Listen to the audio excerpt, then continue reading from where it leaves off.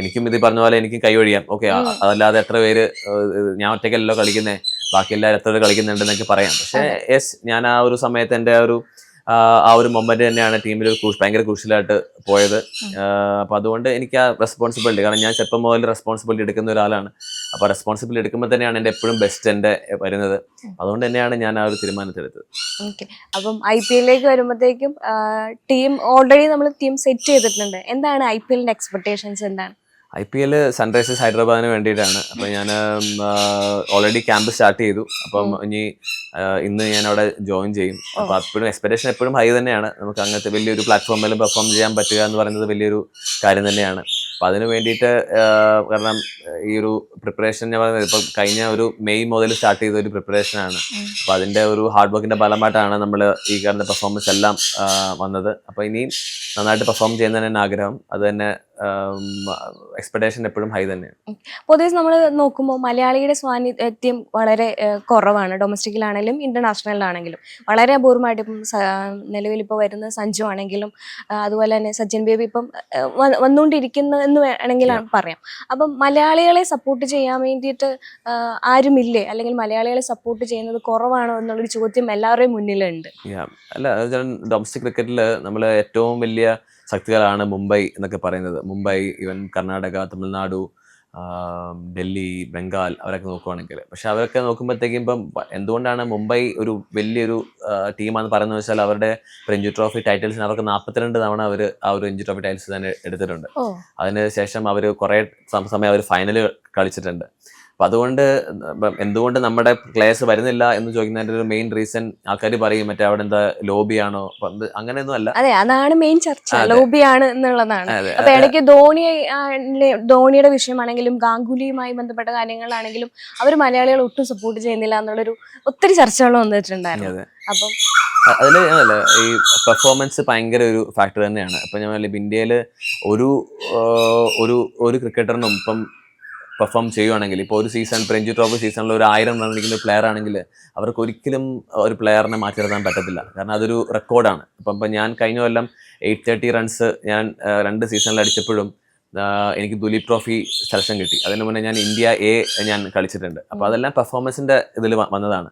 ഇപ്പോൾ നോക്കുകയാണെങ്കിൽ ഇപ്പോൾ കേരള ടീം ഇപ്പം ഫൈനൽ കളിച്ചു. അതൊരു വലിയൊരു ചരിത്ര മുഹൂർത്തമാണ്. അപ്പോൾ ഇതിൽ നമ്മൾ കളിച്ച എല്ലാ പ്ലേയേഴ്സിനും ഇപ്പം നേരത്തെ പറഞ്ഞ പോലെ ഇപ്പം നമ്മൾ ഇന്ത്യയിൽ IPL വലിയൊരു എക്സ്പോഷറാണ്. അപ്പോൾ അതിൽ കളിച്ച പ്ലേയേഴ്സിനെയാണ് കൂടുതൽ ആൾക്കാർക്ക് അറിയത്തുള്ളൂ. ഇപ്പോൾ സഞ്ജു, ഞാൻ, ബേസിൽ തമ്പി, വിഷ്ണു വിനോദ്, ഈ ഒരു 4 പേരാണ് നമ്മളൊരു മിനിമം 3 വർഷമെങ്കിലും IPL കളിച്ച ആൾക്കാർ. അപ്പോൾ അവരാണ് ഏറ്റവും കൂടുതൽ നെയിമുള്ള ഒരു പ്ലേയേഴ്സും അവർ തന്നെയാണ്. അപ്പം ഇപ്പം നമ്മൾ ഫൈനൽ കളിച്ചു. അപ്പോൾ ഇതിലുള്ള ഇപ്പം മുഹമ്മദ് അസുദ്ദീൻ ആയിക്കോട്ടെ, സൽമാൻ നിസാർ, നിതീഷ്, ബേസിൽ NP, ബാക്കിയുള്ള റോഹനസ് കുന്നുമ്മൽ, അവരുടെയൊക്കെ പേര് നമ്മളെ പേര് പോലെ അവരിപ്പം വന്നുകൊണ്ടിരിക്കുകയാണ്. ഇനി വേണ്ടത് ഒരു ലെയർ, ഒരു ലെവലിൽ അവരെത്തി. ഇനി അടുത്ത വർഷവും ഇവരെ ആൾക്കാർ നോക്കും എന്താണ് ഇവർ ചെയ്യുന്നത് എന്നുള്ള രീതിയിൽ. ഇനിയാണ് നമുക്കുള്ള റെക്കഗ്നേഷൻ നമുക്ക് കിട്ടാൻ പോകുന്നത്. അപ്പം ഇനിയും ഇപ്പോൾ ഒരു തവണ നമ്മൾ കളിച്ചാൽ പോരാ, ഒരു ഫൈനൽ കളിച്ചാൽ പോരാ. ഇനിയും നമ്മൾ അവിടെ പോയി നമ്മൾ ട്രോഫീസ് അടിച്ചാൽ മാത്രമാണ് നമുക്ക് പ്ലേയേഴ്സിന് കൂടുതൽ അവസരങ്ങൾ കിട്ടത്തുള്ളൂ. ഇപ്പോൾ ഒരു വിന്നിങ് ടീമിന്റെ പ്ലേയേഴ്സിനെയാണ് ഓരോ ടീമുകളും നോക്കുക. കാരണം ഈ ടീമിനെ അവന് ജയിപ്പിക്കാൻ പറ്റുമെങ്കിൽ നമ്മുടെ ടീമിനെ ജയിപ്പിക്കാൻ പറ്റും എന്നുള്ള വിശ്വാസം. അപ്പോൾ അത് എല്ലാ IPL ടീമിന്റെയും ഒരു മൈൻഡ് സെറ്റ് അങ്ങനെ തന്നെയാണ്. ടീമിനെ ജയിപ്പിക്കാൻ പറ്റുമോ, അതാണ് അവരുടെ നോക്കുന്നത്. അപ്പം നമ്മുടെ സ്റ്റേറ്റിന് വേണ്ടി നമുക്ക് ടീം ജയിപ്പിക്കാൻ പറ്റുമെങ്കിൽ തീർച്ചയായിട്ടും അവർക്കും അങ്ങോട്ടും, അല്ലെങ്കിൽ ഇന്ത്യൻ ടീം ആയിക്കോട്ടെ, IPL ഡിഫറെൻറ്റ് ടീം ആയിക്കോട്ടെ, അവർക്കും ഒരു അവസരമുണ്ട്. ഓക്കെ. നമ്മൾ ഇന്റർനാഷണൽ ടീമിനെ പറ്റി സംസാരിക്കുമ്പോൾ നമ്മുടെ പ്രിയപ്പെട്ട സഞ്ജുവിനെ നമ്മൾ വിട്ടുപോകാൻ പാടില്ല. സഞ്ജു ഒപ്പം കളിച്ച് വളർന്ന ആൾക്കാരാണ്. ഇന്റർനാഷണൽ ലെവൽ സഞ്ജു കളിക്കുമ്പോൾ എന്താണ് ഫീൽ ചെയ്യുന്നത്? എപ്പോഴും ഒരു പ്രൗഡ് തന്നെയാണ്. കാരണം അതുപോലെ അവിടെ എത്തിച്ചേരുക ഒട്ടും ഒരു എളുപ്പമുള്ളൊരു കാര്യമല്ല. കാരണം നമ്മൾ എസ്പെഷ്യലി നമ്മുടെ ഒരു ചെറിയ സംസ്ഥാനത്ത് നിന്ന് നമ്മൾ അവിടെ എത്തുക എന്ന് പറയുന്നത് അതിൻ്റെ ഹഡിൽസ് നമുക്ക് അറിയാം പേഴ്സണലി.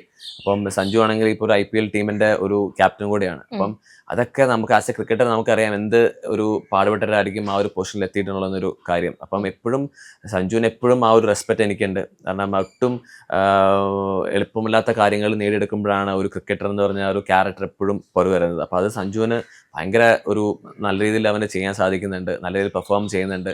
അപ്പോൾ അതുപോലെ തന്നെ ഇപ്പോൾ നമ്മൾ എപ്പോഴും മെസ്സേജ് ചെയ്യും, ഇപ്പോൾ നമ്മൾ മാച്ചിന് മുന്നേ നമ്മൾ മെസ്സേജ് ചെയ്യും. കാരണം നമുക്കൊരു പ്രൗഡ് ഫീലിംഗ് ആണ് ആസ് എ മലയാളി. നമ്മുടെ ഒരു പ്ലെയർ അവിടെ പോയി ഇന്ത്യൻ ടീമിൻ്റെ ഓപ്പൺ ചെയ്യുന്നു, 100 അടിക്കുന്നു. IPL ടീമിലെ ക്യാപ്റ്റൻ ചെയ്യുന്നൊക്കെ പറയുമ്പോൾ നമുക്കും ഒരു പ്രൗഡ് ഫീലിംഗ് ആണ്. അപ്പോൾ നമുക്കും ഉണ്ട്, പ്ലേയേഴ്സ് ഉണ്ട്, നമുക്ക് ടോപ്പിൽ ലെവലിലുണ്ട് നല്ല കാര്യം.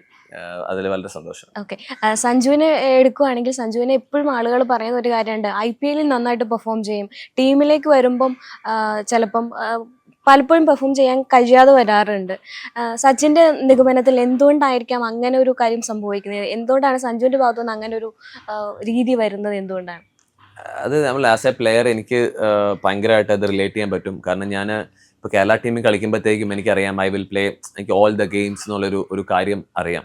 അപ്പം എനിക്ക് അവിടെ പ്രഷർ എന്ന് പറഞ്ഞൊരു കാര്യമില്ല. ബിക്കോസ് ഒരു മാച്ച് ഞാൻ ഫെയിൽ ചെയ്താലും ഐ നോ എനിക്ക് അടുത്ത മാച്ച് കം ബാക്ക് ചെയ്യാൻ പറ്റും എന്നുള്ള എനിക്കൊരു ഭയങ്കര ഒരു വിശ്വാസം എനിക്കുണ്ട്. പക്ഷേ അപ്പം സെയിം സഞ്ജുവിൻ്റെ കേസ് നോക്കുകയാണെങ്കിലും സഞ്ജുവിനും സെയിം ഇതാണ്. IPL ഹി നോസ്, കാരണം അവൻ എല്ലാ മാച്ചും കളിക്കും എന്ന് അവനറിയാം. അപ്പോൾ ഒരു മാച്ച് ഫെയിൽ ചെയ്താലും അവനറിയാം okay I can come back എന്നുള്ള ഒരു എൻ്റെ സെയിം സിറ്റുവേഷൻ ആണ്. ഇപ്പം ഞാനിപ്പോൾ IPL കളിക്കുമ്പോഴത്തേക്കും അതിനോ ഇപ്പം ഞാൻ ഒരു മാച്ച് ഞാൻ പെർഫോം ചെയ്തില്ലെങ്കിൽ എൻ്റെ ഒരു മനസ്സിലൊരു ഡൗട്ട് ഉണ്ടാവും, അടുത്ത മാച്ച് ഞാൻ കളിക്കുമോ. അപ്പം എൻ്റെ ഒരു ബെസ്റ്റ് എപ്പോഴും ഒരു ഇതിൽ തന്നെ ആയിരിക്കും. പക്ഷെ ഞാനിപ്പം 2016 RCB കളിക്കുമ്പോഴത്തേക്കും എന്നോട് വിരാട് കോഹ്ലി പറഞ്ഞ 5 മാച്ചാണ് എനിക്ക് അവസരം കിട്ടുന്നത്.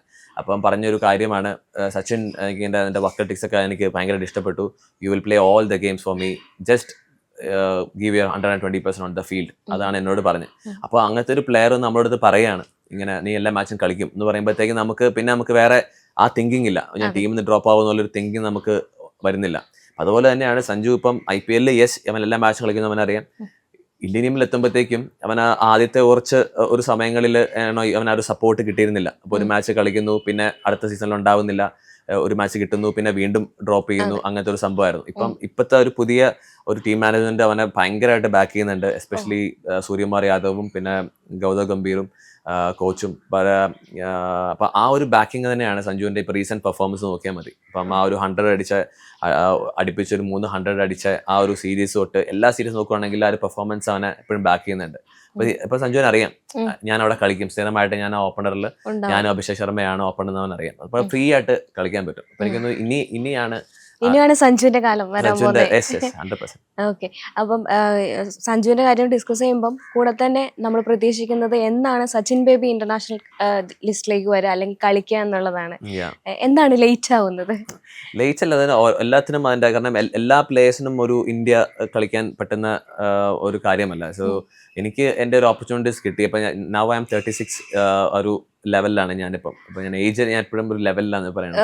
അപ്പം ഇന്ത്യയിൽ ഭയങ്കര, കാരണം അവരെപ്പോഴും ഒരു യങ്സ്റ്റേഴ്സിനെയാണ് അവർ നോക്കുന്നത്. പക്ഷെ സ്റ്റിൽ ഞാൻ പറയുന്നത് വെച്ചാൽ ഞാൻ ബിലീവ് ചെയ്യുന്ന കാര്യം ആ ഏജ് അല്ല. നമ്മൾ if you are fit, if you are scoring lot of runs, still I have a chance എന്നുള്ളൊരു കാര്യമാണ്. അപ്പം IPL എപ്പോഴും ഒരു ബിഗ്ഗസ്റ്റ് ഫാക്ടർ തന്നെയാണ്. വാട്സാപ്പ് വഴി ഇംഗ്ലീഷ് പഠിക്കാൻ ഇംഗ്ലീഷ് കഫേ ഉള്ളപ്പോൾ ഇംഗ്ലീഷ് ഒരു വിഷയമേ അല്ല. English cafe, we present you the perfect English. WhatsApp now 9633 888 575.